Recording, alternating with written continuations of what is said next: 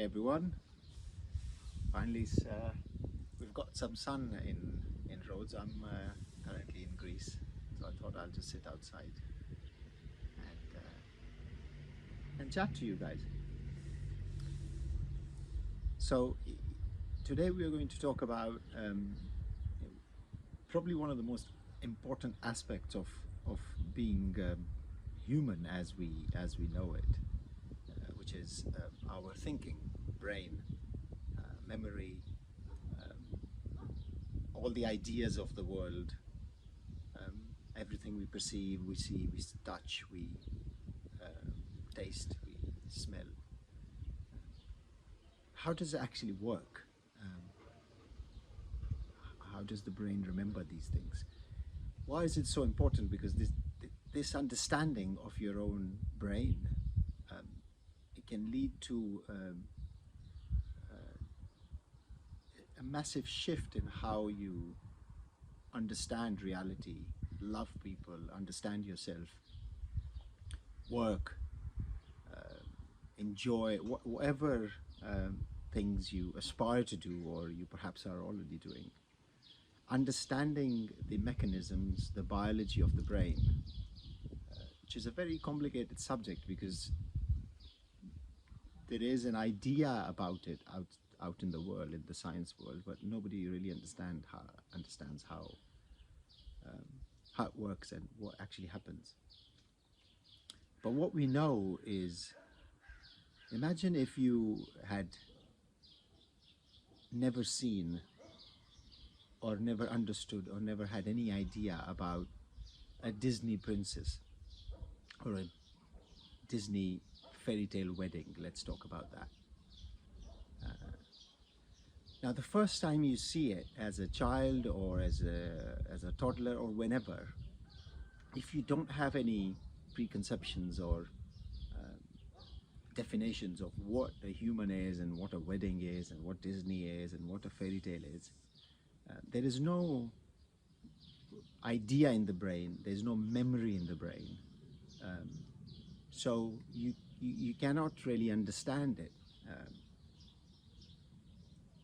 Once you see something for the first time, what actually physically happens in the brain, the end point, so you see something and the act of seeing is simply a reflection on an image of a certain kind, which is then taken into the eyes, and then the eyes imprint the image at the back of it, and then the end point is in the brain. And what happens there is simply a new pathway between two neurons is created. So our brain is like a massive forest of billions and billions of these connections between neurons. And when you experience something, anything, when you see, touch, feel, whatever it is, a new pathway is developed between two neurons. And as you see more of that, that pathway becomes a dirt road, then a normal road, then a highway, and eventually it becomes a motorway. So it gets ingrained in your memory. That's how we learn things, for example. That's if you were learning to drive a car, the first time it's frustrating, it's very hard because there's no pathway between the two neurons who are responsible for seeing and then also connecting with the act of, changing the gears. And so it's a continuous observation and response, which those pathways are doing. So once that pathway becomes stronger, that's when we memorize it and have it in our ingrained in our brain. That's what it means when we say that in normal English, in conversation English. So basically, every experience or every thinking or every thought or every habit or every trauma or every, let's talk about the bad stuff, the things we consider bad: heartbreak, trauma, loss of job, bad surgery, broken leg. All of these experiences are in the brain as pathways. And the more you see of something like the Disney wedding, for example, the more that pathway becomes stronger and easier for those neurons to connect, and it releases chemicals like dopamine, which is kind of a reward system for the brain for itself. So it's, in essence, simply a movement of energy. And there are billions and billions of these little movements in our brains which correspond to each and every experience we've had. And that's how memory is in the brain. So it's a very biological um, concept to understand. And if you meditate, for example, and sit and observe the workings of the brain, you'll realize with time, you'll realize that you could literally visualize these pathways. And once you realize that you can visualize these pathways, or when you visualize these pathways, then of course there's a certain sense of detachment from these pathways.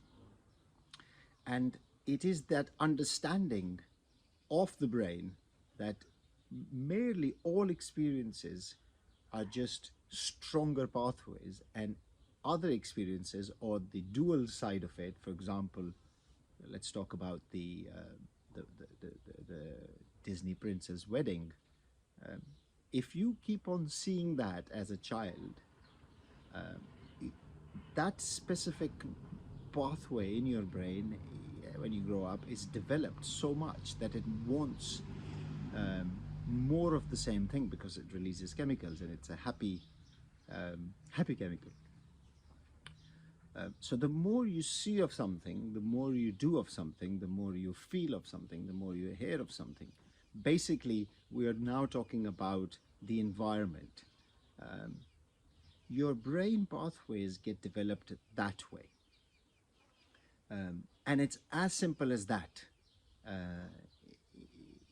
There is no massive science behind it as such.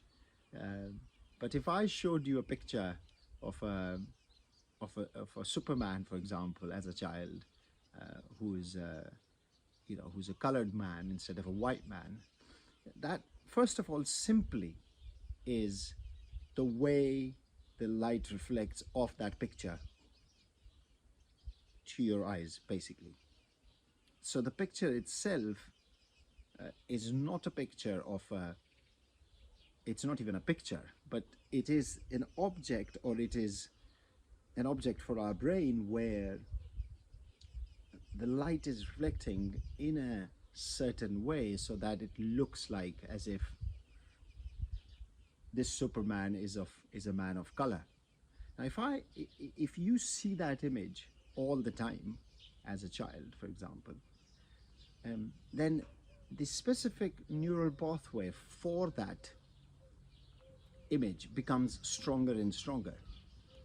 And that's how your mind becomes conditioned. Because if you believe, or if you've seen enough of a, let's say, a brown or a black Superman, then you start believing it, that a Superman would be a person of color. And an opposite picture of it, opposite in our world, in the world of duality, in the world of perception, would be a woman who's a Superman, for example. Now, when you see that picture, again, the light, sorry, gets reflected in a specific way, it gets perceived in a specific way, and then a certain other neural pathway is engaged.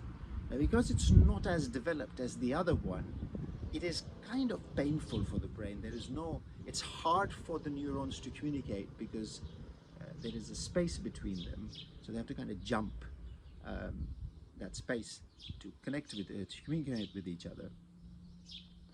And it is painful, so it's hard, it leads to a headache, it leads to agitation, frustration, because you're so used to, and not you, your brain is so used to that specific neural pathway. When the opposite of that happens, then it leads to frustration and pain. And it's this understanding of the brain, uh, it helps us to potentially also address the downside of of a dual understanding of the world.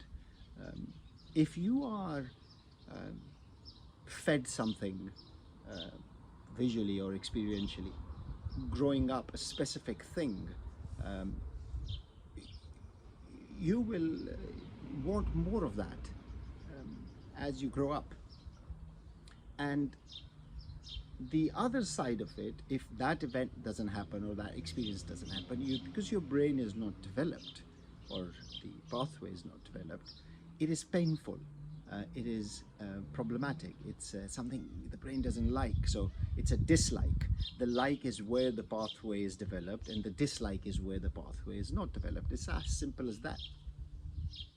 So the first step to actually removing the idea of that this is a picture of a Disney princess getting married, or this is a colored Superman, or whatever it is, to understand that first of all it's just a reflection of light, different reflection of light, the color changes, and secondly it is merely a pathway which gets developed, and then it gets stronger and stronger and more connected over time, as compared to the other events which could happen and which will happen in this world of form.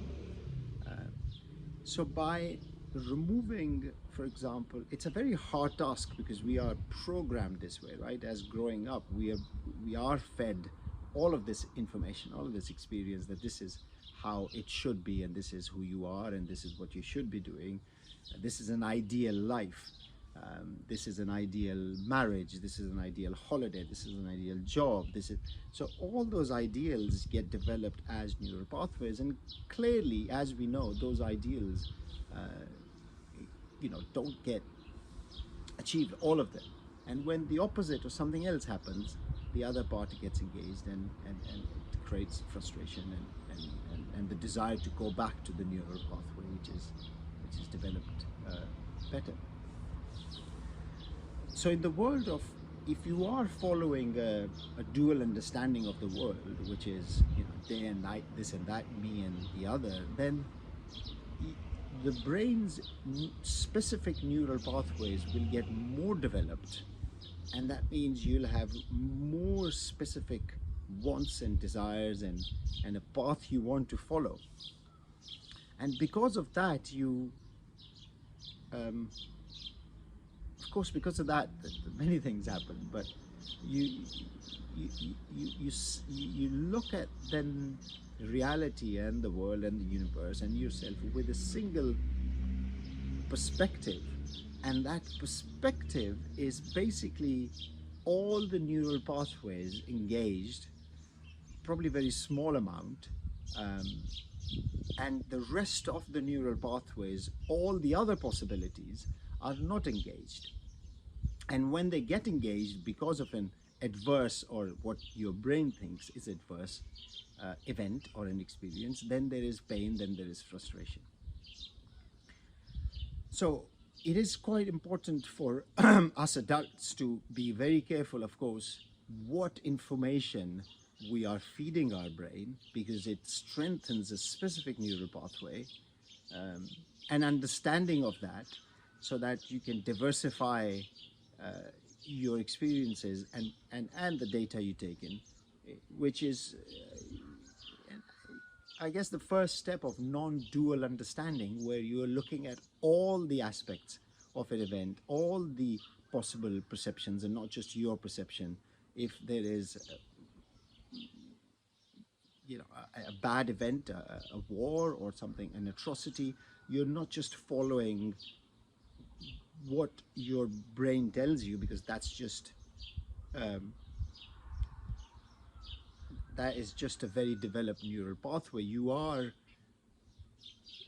also considering all the other perceptions um, which are possible. And for children or toddlers growing up, it's way more important because those neural pathways are not developed. Not many are developed. So by feeding a specific thing to the child growing up, what you are in a sense doing is strengthening a neural pathway, which kind of becomes like a highway, and there's information flow between, or energy flow, sorry, between them, releasing dopamine and all other kinds of happy chemicals. Um, and as we grow up, then our brains, that specific neural pathway demands more of the energy, more of the chemical release.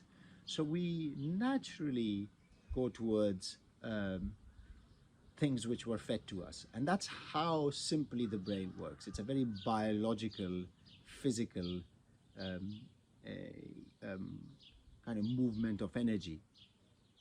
Now, I would love to delve into what that energy is and what that reflection of that picture is, but I think that's a longer conversation. But the idea of this discussion, it was to realize that memory and experiences and events and likes and dislikes um, are simply neural pathways um, or pathways between two neurons which have become stronger, which have become easier for them to connect with each other. Um, and then that ends up defining what the brain think it wants and what the brain doesn't think it wants. And that leads to a world of duality, that leads a world of suffering, that leads to pain and frustration, because it is not always the case that your specific neural pathways are going to be engaged all the time, unless you live in a cocoon, and in that cocoon you have all the happy things around you which you consider happy. But that's not the reality of this physical world. Things change continuously. We've talked about it many times. So by making a preference, first of all, the data which gets fed in, developing a neural pathway, making it stronger, and then chasing the same or similar experience which engages that neural pathway, it means if that event doesn't happen at some point, which is, as we said, is very possible, then your brain is not going to like it. So it's a very physical phenomena which is continuously just going on in your brain. And understanding of how complicated but also very basic the brain is in this way, how it stores memory, how it remembers things, is kind of the first step of understanding the true nature of this marvelous tool we have, which we can use for our benefit, for the benefit of other beings and other things around us, instead of just compulsively feeding those overdeveloped neural pathways, perhaps.